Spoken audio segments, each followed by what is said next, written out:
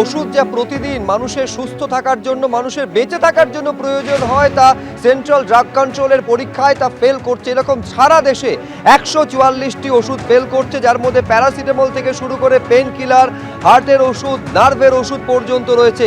একাধিক ওষুধ যে ফেল করছে তার গুণমানের পরীক্ষায় তা নিয়ে রাজনৈতিক চাপানুতো শুরু হয়েছে। কোন রাজনৈতিক দলের কোন প্রতিনিধি কি বললেন পরপর রাখবো আপনাদের সামনে।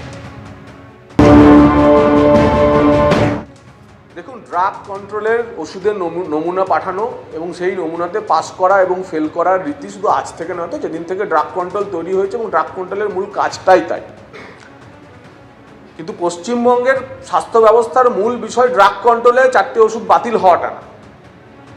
পশ্চিমবঙ্গের আসল ঘুঘুর বাসাটা হচ্ছে পশ্চিমবঙ্গ মেডিকেল সার্ভিস কর্পোরেশন বলে যে সংস্থাটি আছে, যার মাধ্যমে গজ ব্যান্ডেজ থেকে শুরু করে ওষুধ থেকে শুরু করে স্টেন অবধি সব কেনা হয়।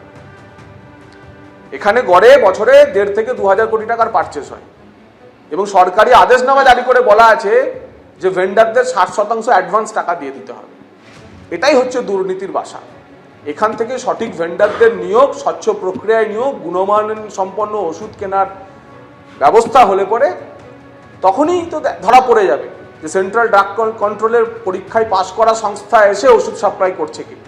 তার ফলে সেন্ট্রাল ড্রাগ কন্ট্রোলের পরীক্ষায় পাস করা বা না করা সেটা সারা দেশের ক্ষেত্রেই চলতে থাকে। কখনো কেউ পাস করে, কখনো কেউ ফেল করে। যারা ফেল করে তারা আবার পাস করার জন্য নমুনা পাঠায়। কিন্তু আসল যেটা হচ্ছে, দুর্নীতি যে জায়গাটা থেকে হচ্ছে, আসল ঘা সেখানে দিতে হবে। ড্রাগ কন্ট্রোল তারা অল ইন্ডিয়া, তারা টেস্ট যা করেছে, ওষুধ প্রচুর ফেল করেছে। বিশেষ করে পশ্চিমবঙ্গ ফার্মাসিউটিক্যাল স্যালাইন কাণ্ড, সেই কোম্পানি সহ নানান ওষুধ ফেল করেছে। তো রাজ্যের ড্রাগ কন্ট্রোলের কাজ কি? রাজ্যের ড্রাগ কন্ট্রোলকে ধ্বংস করলেন কেন?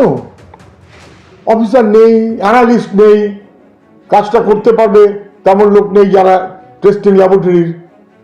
ফলে যে কাজ রাজ্যের করার ছিল, রাজ্য সে কাজ করছে না। এবার দিল্লির টেস্টে ধরা পড়ে গেল রাজ্যে কিভাবে ভয়াবহ জাল ওষুধের কারবার চলছে। আমাদের স্বাস্থ্যমন্ত্রীর নাম কিন্তু মমতা ব্যানার্জি, মনে রাখবেন। সম্পূর্ণ প্রশাসনিক বিষয়, এর মধ্যে অনেক টেকনিক্যাল বিষয় থাকে।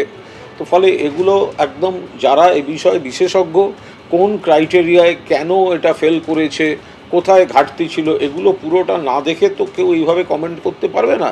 আমিও এ ব্যাপারে বিশেষজ্ঞ নই, আর এটা এই মুহূর্তে কোনো রাজনৈতিক মন্তব্যের কোনো অবকাশ নেই।